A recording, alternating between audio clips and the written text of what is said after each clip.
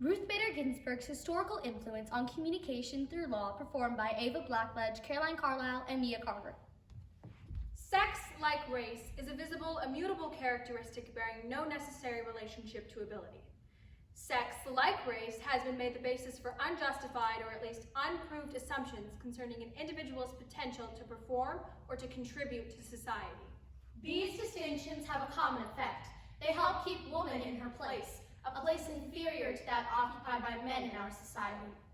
The point is that the discriminatory line almost inevitably hurts women. I ask no favor for my sex. All I ask of our brethren is that they take their feet off our necks.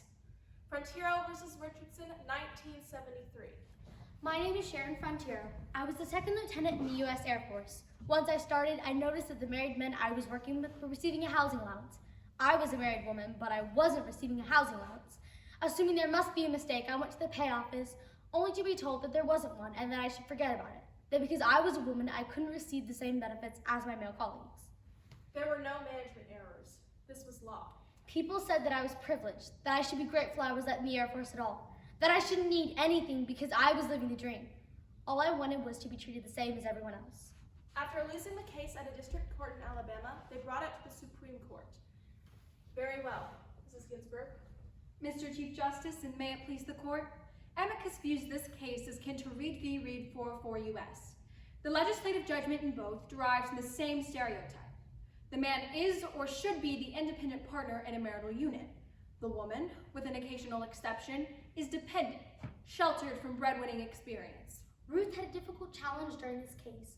She had to convince the male justices of gender discrimination. She added to her oral argument by highlighting the unfair treatment of women throughout the history of America.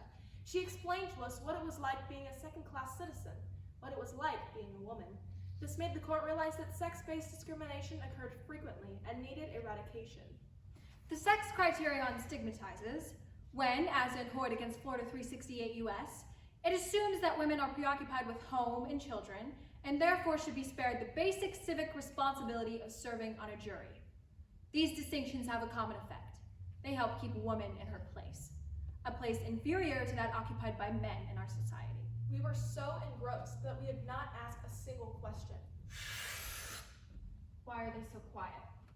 Are they silent to try and intimidate me? Are they even listening? Or rather, am I telling them something they've never heard before? Have their questions fallen away? Will they pay close attention to my words?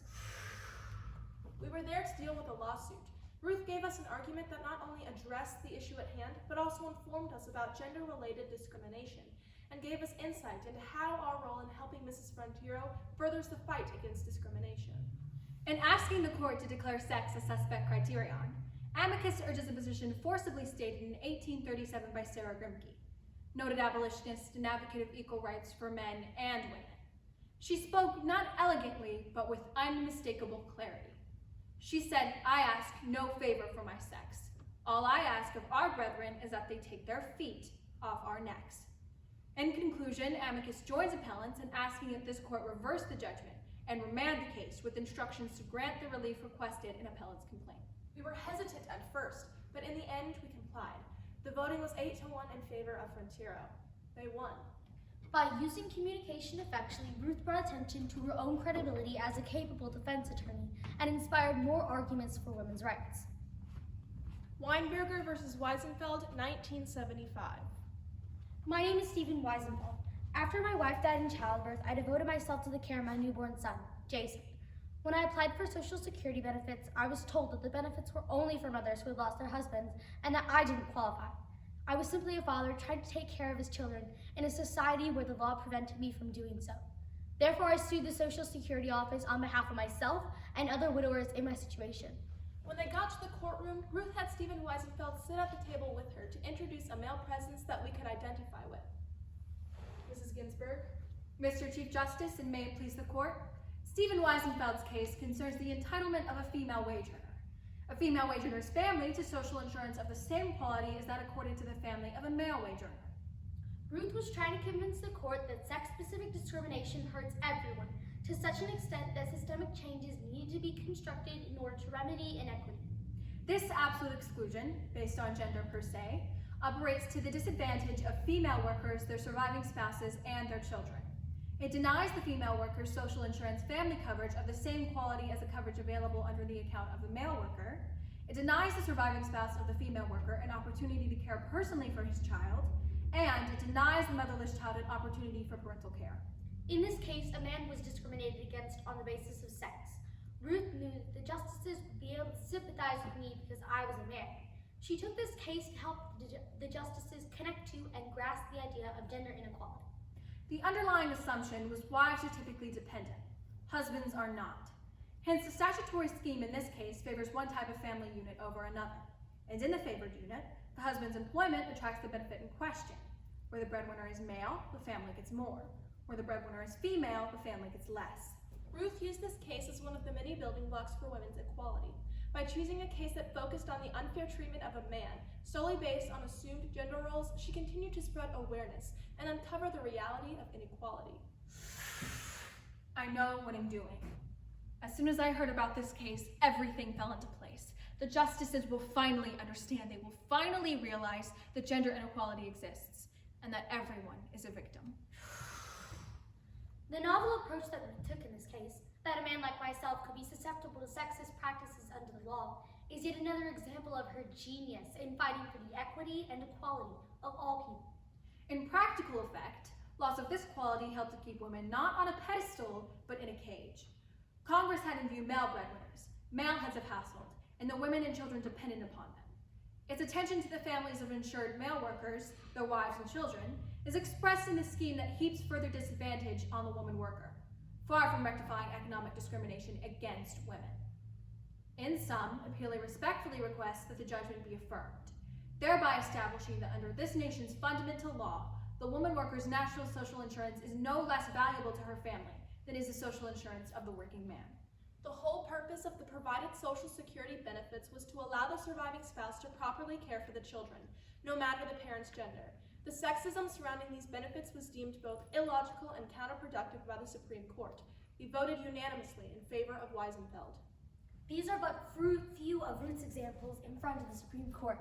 Each time she further demonstrated her knowledgeable and eloquent communication abilities, the culmination of which led to the ultimate correction of many laws, bettering the lives of many people.